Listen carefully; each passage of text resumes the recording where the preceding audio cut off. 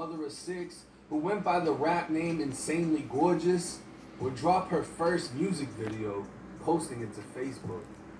The video was posted just after midnight, and for an artist that's only performed at local venues, having her first music video release was an accomplishment worth celebrating. It was 5:25 a.m. when Cincinnati's 911 dispatch received calls for a shooting in the Over-the-Rhine neighborhood. The fire department was the first to arrive at 65 East McMicken Ave, finding a woman suffering a single gunshot wound. Brandy Turner was pronounced dead at the scene, only 5 hours after releasing her music video. As law enforcement secured the scene, 2 other gunshot victims were dropped off at the University of Cincinnati Medical Center, roughly 9 minutes away. It was later determined this was a triple shooting, as the 2 surviving victims made their way to the emergency room in a private vehicle. Speaking with the news, India Turner said her sister was a 35-year-old single mother trying to enjoy a rare night out.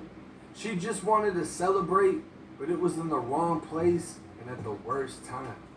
Back in 2009, the Over-the-Rhine neighborhood was listed as Cincinnati's most dangerous, but has since then gone through redevelopment and gentrification. Brandy was killed across the street from Grant Park, a field with a playground plagued by drug activity and known for decades of violence. Back in May of this year, gunshots rang out at 4 in the morning, leaving a man dead across the street from the park. Back in 2020, it was 2 a.m. when 10 people were shot at the same location, 1 man dying at the scene while another died in the hospital.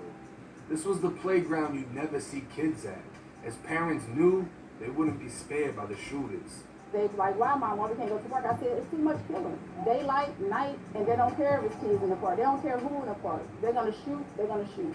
Why Brandy chose this area to celebrate her video release is unknown, but a passerby claimed to have seen a large crowd gathered on the sidewalks resembling a block party at 2 a.m. Only 3 hours later, gunshots rang out.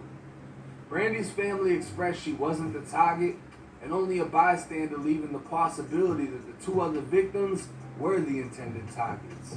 Reports haven't clarified if this was a drive-by or a drunken argument between people partying. All that's known is a single mother of 6 is now gone.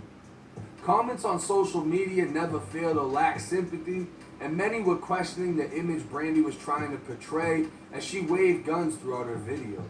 While the lyrics weren't violent, and her life's depiction on Facebook and Instagram didn't have weapons, it could have been she was just mimicking the modern image of rap, following in the footsteps of others, hoping to have a shot at success.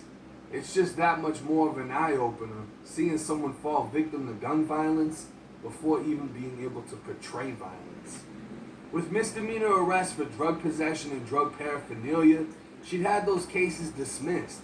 And if anything, she had more of a problem with driving without a license than she did with drugs, meaning she wasn't a criminal and she wasn't an addict. Her family is crying out for justice, hoping those involved are caught, but at this time, no suspects have been identified in this case.